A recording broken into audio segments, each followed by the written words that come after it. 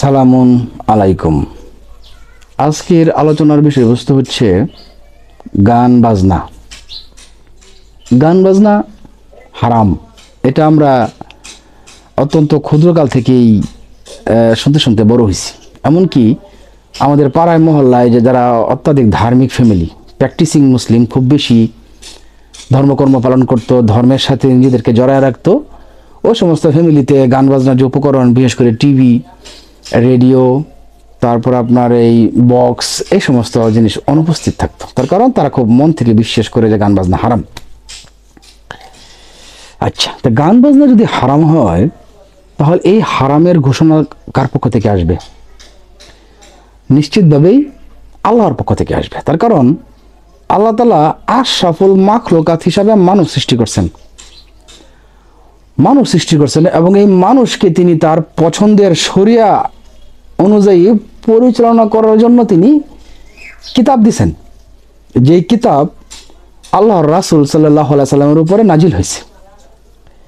এবং আল্লাহ তাআলা এই মানুষ সৃষ্টি করার পর তার যে অপছন্দনীয় যে বিষয়, সময় স্থান কাল ভেদে যখন বিভিন্ন কিতাবগুলো আসছে, সেই কিতাবসমূহে ওই কিতাবের আওতাধীন যে উম্মত, সে উম্মতেরা কিভাবে তাদের জীবন পরিচালিত করবে, আল্লাহর অপছন্দের বিষয়গুলো তারা এড়ায় চলবে, এবং সেই অপছন্দের বিষয়গুলো এড়ায় না চলে যদি সেগুলো করে তাহলে তার কি শাস্তি হবে, সমস্ত বিষয় ডিটেল আল্লাহ তাআলা তার কিতাবে দিয়েছেন। তো আল কোরআনের আওতাধীন আল্লাহ তাআলার যে বান্দা মুহাম্মদ সাল্লাল্লাহু আলাইহি ওয়াসাল্লামের যে উম্মত, সেই উম্মত কিভাবে চলবে, সেই উম্মত কি করতে পারবে, সেই উম্মত কি করতে পারবে না, এই সম্বলিত যে শরিয়া আইন, সেই শরিয়া আইনের সুস্পষ্ট ঘোষণা কিন্তু আল্লাহ তাআলা তার কিতাবেই দিয়েছেন। যেমন তিনি মদ এবং জুয়ার বিরুদ্ধে আয়াত দিয়েছেন। সূরা বাকারার 219 নম্বর আয়াত আল্লাহ তাআলা আল্লাহর রাসূলকে উদ্দেশ্য করে বলতেছেন যে, তারা তোমাকে মদ এবং জুয়া সম্পর্কে জিজ্ঞেস করে, তাদেরকে বলো এই দুটোতে রয়েছে মহাপাপ, যদিও উহাতে কিছু উপকার রয়েছে, কিন্তু উপকারের চাইতে অপকারের মাত্রাই অনেক বেশি। তাহলে আল্লাহ তাআলা একেবারে সুনির্দিষ্টভাবে মদ এবং জুয়াকে মহাপাপ হিসেবে ঘোষণা করছেন, হারাম হিসেবে ঘোষণা করছেন। এটা আল্লাহর অপছন্দনীয় কাজ। এরপরে আপনি চুরি করার শাস্তি দেখেন। চুরি করলে তার হাত কেটে দেওয়া লাগবে। আল্লাহ তাআলা সুস্পষ্ট শরিয়া দিয়েছেন, চুরি করলে তার হাত কাটা যাবে। এরপরে আপনি জেনা অথবা ব্যভিচারের আয়াত দেখেন, যে কেউ যদি জেনা ব্যভিচারে লিপ্ত হয় এবং সেটা যদি সন্দেহাতীতভাবে প্রমাণিত হয়, তাহলে তাকে 100 বেত্রাঘাত করা হবে। এবং তিনি সুনির্দিষ্টভাবে কেসাসের আইন দিয়েছেন। চোখের বদলে চোখ, নাকের বদলে নাক, কানের বদলে কান, প্রাণের বদলে প্রাণ। কেউ যদি কাউকে দাস বানায়, তাহলে সেই দাসের বিনিময়ে দাস। একেবারে স্পেসিফিকলি আল্লাহ তাআলার অপছন্দের বিষয়গুলা এখানে বলে দিয়েছেন যে মানুষ এগুলা করতে পারবে না, এগুলা নিষিদ্ধ। কিন্তু আপনি পুরো কোরআন রিসার্চ করবেন, পুরো কোরআন আপনি গবেষণা করবেন, কোথাও আল্লাহ তাআলা এই গান বাজনাকে হারাম করে নাই। আর একজন ভালো মুসলিম হিসাবে আপনার ভিতরে যে বিশ্বাসটা থাকা জরুরি, সেটা হচ্ছে শরীয়তের উৎস হবে কোরআন। তার কারণ আল্লাহ মানুষ সৃষ্টি করছে, এবং সেই মানুষকে পরিচালিত করার জন্য তিনি আইন কানুন, নিয়ম, বিধিনিষেধ, সুসংবাদ, দুঃসংবাদ সম্বলিত কিতাব দিয়েছেন, সেটা হচ্ছে কোরআন। কোরআনই সমস্ত শরিয়ার উৎস। এখন যদি আপনি বলেন যে কোরআনের মধ্যে যেগুলো নাই সেগুলো আপনি কিভাবে পালন করবেন, কোরআনে যেগুলো নাই সেগুলা ঐচ্ছিক, আপনি আপনার বিবেক দিয়ে সিদ্ধান্ত নেবেন। সেগুলা আল্লাহর নির্দেশিত যে সৎ কাজ, সালাত কায়েমের কথা বলছে, সেগুলো সেই সৎ কাজের ক্যাটাগরিতে আপনি ফেলাইবেন, এবং নিশ্চিতভাবে ওই সমস্ত বিষয়গুলি আল্লাহ তাআলা আপনাকে ছাড় দিবেন, যেহেতু সুনির্দিষ্টভাবে আল্লাহ তাআলা এখানে ঘোষণা দেন নাই। তাহলে গান বাজনা আল্লাহ নিষেধ করেন নাই, তাহলে মানুষ কিভাবে নিষেধ করলো? মানুষ হচ্ছে স্রষ্টার। আমি আগে একটা কথা বলে নিই আগেই, যে এই ভিডিওতে আমি এখন যা কিছু বলবো, সমস্ত কিছু সেটা হচ্ছে আমার নিজস্ব উপলব্ধি। আল কোরআনের আয়াত, গান বাজনা নিষিদ্ধ সম্পর্কে মানুষের দৃষ্টিভঙ্গি, এবং এই আল কোরআনের আয়াতকে ভিন্ন খাতে প্রভাবিত করার প্রয়োজনে যে হাদিসের রেফারেন্স নিয়ে আসছে, এই সমস্ত বিষয়াবলী বিবেচনা করার পর আমি যে জ্ঞান লাভ করতে পারছি বা আমার যে উপলব্ধি, সেই উপলব্ধিটাই আপনাদের মধ্যে শেয়ার করব। কেউ মানলে মানেন, কেউ না মানলে না মানেন, সম্পূর্ণ আপনার নিজের ইচ্ছা, এখানে আমার কথাই শেষ কথা নয়। তো যেটা বলতেছিলাম যে মানুষ হচ্ছে আল্লাহ তাআলার এমন এক সৃষ্টি যে এই সৃষ্টি স্রষ্টার কিতাবকে বিকৃত করে দেয়।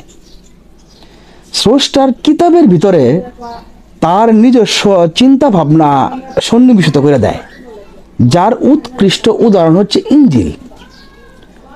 আল্লাহ তাআলা ইনজিল দিলেন এবং এই ইনজিল দেওয়ার পর মাত্র 500 বছরের ব্যবধানে মুহাম্মদ সাল্লাল্লাহু আলাইহি ওয়াসাল্লাম জন্মগ্রহণ করছেন 570 খ্রিস্টাব্দে। অর্থাৎ এই 570 বছরেই সেই ইনজিল কিতাব বিকৃত হয়ে গেল। মানুষ তার পছন্দের কথা সেই কিতাবের ভিতরে ঢুকাই দিল, তার বিশ্বাসের কথা সেই কিতাবের ভিতরে ঢুকাই দিল।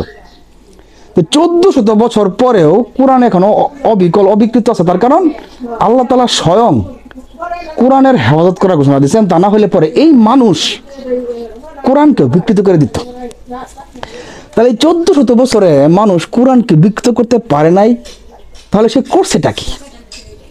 সে করছে এই কোরআনের মধ্যে যে আয়াত আছে সেই আয়াতগুলোকে সে ভুল পথে নিয়ে গেছে। সেই আয়াতগুলোকে তার পছন্দের যে আলোচনা সেদিকে নিয়ে গেছে। কিরকম? আপনি সূরা লুকমানের 6 নম্বর আয়াত দেখেন, ওইখানে আল্লাহ তাআলা বলতেছে, ওয়া মিনান নাসি মান ইয়াশতারি লাহওয়াল হাদিসি লিউদিল্লা আন সাবিলিল্লাহি বিগাইরিহি ইলমি। মানুষের মধ্যে কেউ কেউ না জেনে মানুষকে আল্লাহর পথ থেকে বিচ্যুত করার জন্য লাহওয়াল হাদিস মানে বানোয়াট হাদিস নিয়ে আসে, অবান্তর হাদিস নিয়ে আসে। যার অর্থ হইল আল্লাহ তাআলা বলতেছেন যে মানুষের মধ্যে কেউ কেউ না জেনে মানুষকে আল্লাহর পথ থেকে বিচ্যুত করার জন্য লাহওয়াল হাদিস খরিদ করে এবং এগুলো দ্বারা তারা হাসি ঠাট্টা তামাশা করে এবং তাদের জন্য আযাব আছে আল্লাহ তাআলা বলতেছে। তাহলে এই যে লাহওয়াল হাদিস এই শব্দটার ব্যাখ্যা করছে কি? গান বাজনা। অথচ লাহওয়াল শব্দের অর্থ হচ্ছে বেহুদা, অবান্তর, আর হাদিস শব্দের অর্থ হচ্ছে কথা বা বাণী। তাহলে লাহওয়াল হাদিস শব্দের অর্থ কি দাঁড়ায়? অবান্তর কথা, অবান্তর বাণী বা অবান্তর হাদিস। কিন্তু এই যে যেই মানুষ আল্লাহর কিতাবকে বিকৃত করে দিয়েছিল, ইনজিলকে বিকৃত করে দিয়েছিল, সে মানুষের উত্তরসূরিরা আল্লাহর কিতাবকে বিকৃত করতে পারে নাই, কিন্তু আল্লাহর আয়াতকে ভিন্ন খাতে প্রভাবিত করে নিয়ে গেছে।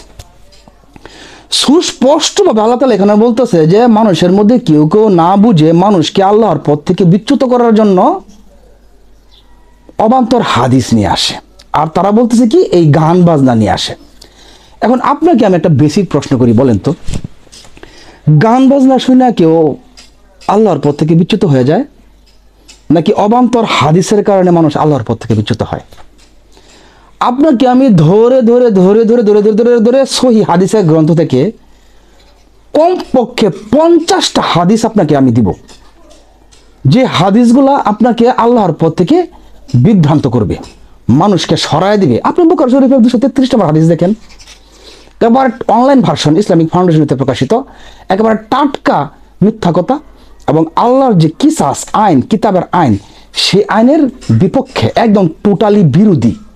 তাহলে তো আপনাকে ওই হাদিস বানোয়াট হাদিস, লাহওয়াল হাদিস, অবান্তর হাদিস আপনাকে আল্লাহর পথ থেকে বিচ্যুত করে দিচ্ছে।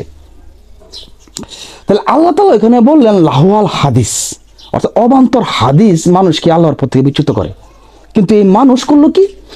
এই হাদিসের জায়গায় নিয়ে আসলো কি গান বাজনা। এখন গান বাজনা, লাহওয়াল হাদিস শব্দের অর্থ যে গান বাজনা হবে, এটার দলিল কি? এটার দলিল এই আয়াতের তাফসিরে তারা দিছে কি? ইবনে মাসুদ, ইবনে আব্বাস এবং হযরত জাবের রাদিয়াল্লাহু তাআলা আনহু। ইবনে মাসুদের ছেলে, ইবনে আব্বাসের ছেলে। এটা কোন আব্বাস? আর এই আব্বাসের ছেলে মেয়ে কজন ছিল? ইবনে মাসুদের ছেলে। এটা কোন মাসুদের ছেলে মেয়ে কজন ছিল? তাদের যদি একাধিক ছেলে থাকতো, তাহলে কোন ছেলে এই ইবনে মাসুদ, কোন ধরনের এই নাই, মানে রেফারেন্স নাই। জাবের রাদিয়াল্লাহু তাআলা আনহু, তাদের রেফারেন্স দিয়ে বলতেছি কি, যে তারা মনে করে, কথাটা খেয়াল করবেন, তারা মনে করে লাহুয়াল হাদিস অর্থ এখানে আল্লাহ তাআলা গান বাজনা বলেছে। ওকে ফাইন, এটা হইতে পারে, তারা মনে করে। তো তারা যেটা মনে করে সেটা কি শরিয়া হইতে পারে? বলেন।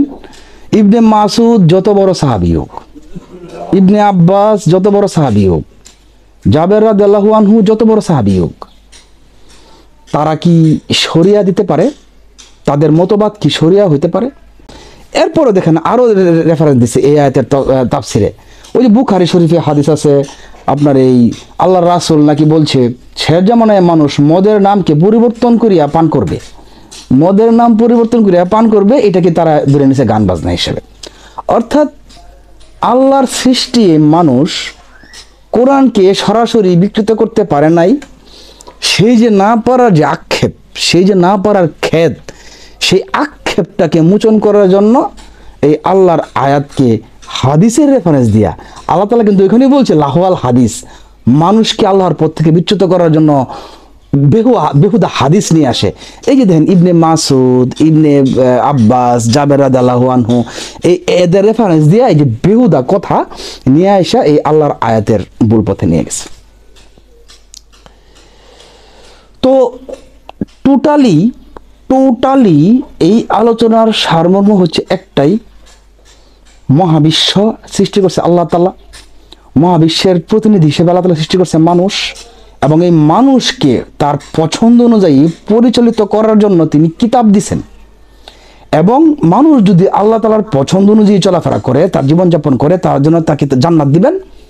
এবং মানুষ যদি আল্লাহর আইন অমান্য করে এবং আল্লাহর নির্দেশিত পথে না চলে, তার জন্য জাহান্নাম।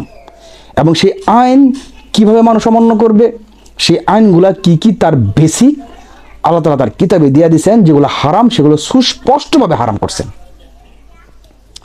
গান বাজনা যেহেতু আল্লাহ তাআলা সরাসরি কিতাবে সুস্পষ্টভাবে হারাম করেন নাই, কাজে এই অমুক তমুক ওদের রেফারেন্স টাইনা নিয়ে যদি কেউ বলে যে গান বাজনা হারাম, তাহলে সে সুস্পষ্টতই আল্লাহর উপরে মিথ্যাচার করলো, আল্লাহর উপরে সে মিথ্যা অপবাদ দিল। তার কারণ জাবের রাদিয়াল্লাহু আনহু বলেন, ইবনে মাসুদি বলেন, ইবনে আব্বাসি বলেন, তারা কেউই শরীয়ত দেওয়ার ক্ষমতা রাখে না। তাদের মতবাদ বা তাদের ব্যক্তিগত বিশ্বাস কখনোই শরীয়তের অংশ হতে পারে না। তো যাই হোক, আমি আমার মতো করে বলার বা বোঝানোর চেষ্টা করছি। কেউ বাঁকাভাবে নেবেন না, একটু পজিটিভলি চিন্তা করেন। আল্লাহ তাআলা কোরআনে কি বলছে আর আমরা কি করতেছি। সবাই ভালো থাকবেন। আল্লাহ হাফেজ।